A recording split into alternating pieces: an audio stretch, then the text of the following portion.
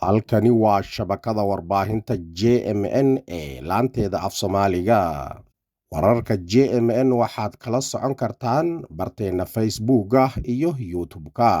Wararka ugu doorka roon ee maanta idiin hayno waxaa ka mid ah horumarka shirkadda diyaaradaha ee Itoobiya ee soo jiidatay indhaha warbaahinta caalamka. Xamaas oo taageertay mowqifka xoghayaha golaha sare ee amniga qaranka ee Iiraan. Trump iyo madaxda Iiraan oo hadallo adag hawada isu marinaya. Ku soo dhawaada wararkaasi oo faahfaahsan. Astaanta duulista hawada ee Afrika, horumarka shirkadda diyaaradaha ee Itoobiya ee soo jiidanaysa indhaha warbaahinta caalamka. Waaxda duulista hawada waa qayb istiraatiiji ah oo awood leh in ay go'aamiso xiriirka dhaqaale ee dalka, kobcinta dalxiiska iyo saameynta juqraafiyeed.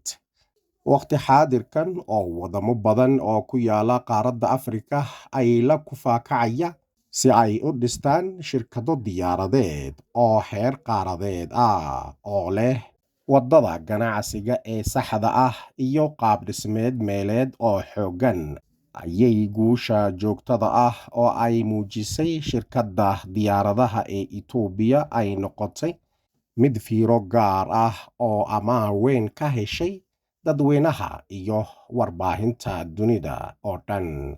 Waqtigan oo ay shirkadda diyaaradaha ee Itoobiya u dabaaldegayso sanad guuradeedii 80aad ee aasaaskeeda ayaana ku koobneen oo kaliya adeeg bixinta duulimaadka, balse waxay noqotay mid sii xoojisa doorkeeda ee muhiimka ah ee hogaaminta dhabta ah ee duulista hawada Afrika iyo heer caalam.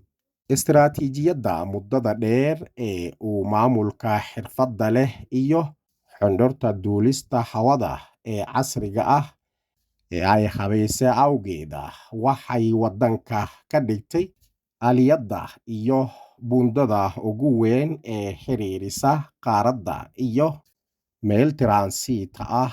Haddaba si loo sii xoojiyo heerkan sarreeye ee qaaradeed iyo caalamiga ah iyo iyadoo maanka laga duulayo baahida gudaheeda ee duulista hawada ee mustaqbalka, mashruuca garoonka diyaaradaha caalamiga ah ee Bishoftu waa kaabaha dhismaha weyn ee doorka hogaamineed ee Itoobiya. Waxaa duulista hawada u gudbin doona bog cusub. Xamaas oo ay taageertay mowqifka xoghayaha golaha sare ee amniga qaranka Iiraan ee ku aadan in la soo afjaro dhammaan dagaalada gobolka. Kooxda Falastiiniyiinta ah ee Xamaas ayaa soo dhaweysay hadalladii dhowaan u jeediyey Muxsin Ridaa'i oo ah xoghayaha cusub ee golaha sare ee amniga qaranka Iiraan. Ridaa'i ayaa Talaadadii ku baaqay xabad joojin ka hirgasha gobolka oo dhan oo ay ku jiraan Lubnaan iyo Gaza, isagoo sheegay in marinka Hormuz uu sii xirnaan doono ilaa shuruudahaasi la fuliyo. Xafiiska Xamaas ee xiriirka Carabta iyo Islaamka ayaa bayaan ku sheegay in soo afjaridda dagaaladu ay ku jirto danta ugu weyn ee gobolka, dadkiisa iyo mustaqbalkooda. Kooxdu waxay intaasi ku dartay in sii socoshada dagaalku ay kaliya u adeegayso danaha qorshayaasha Israa'iil ee gobolka, kuwaasi oo ay sheegtay in ay ku dhisan yihiin kala qaybintiisa, xasilooni darradiisa iyo xaalufinta kheyraadkiisa. Madaxweyne Trump iyo madaxda Iiraan oo hadallo adag hawada isu marinaya.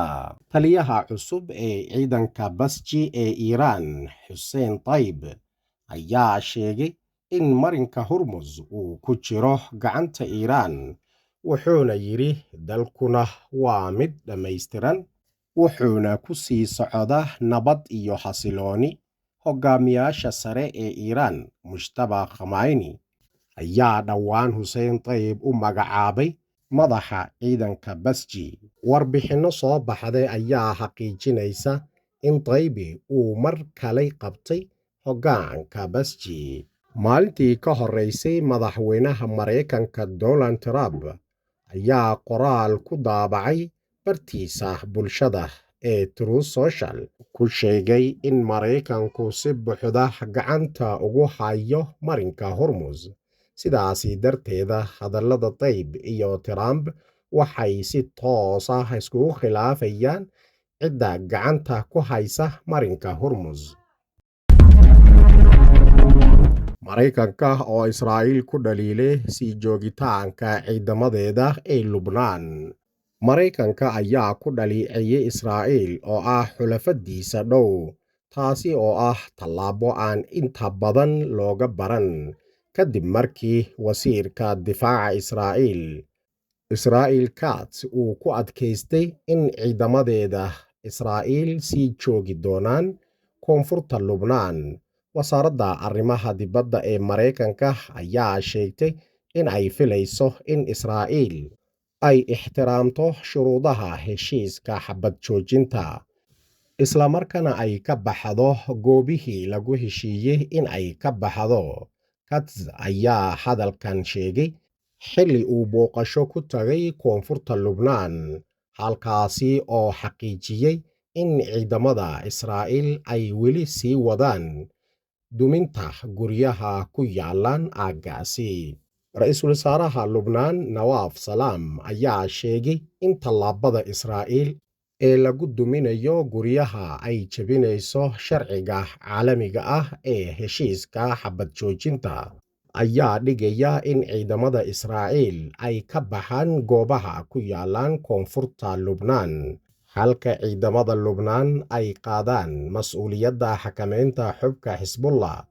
Dhanka kale, wasiiradda Israa'iil ayaa sii wada wadahadallo adag oo ku saabsan mowqifka siyaasadeed, iyadoo doorashooyinkuna ay xilligoodu soo dhow yihiin.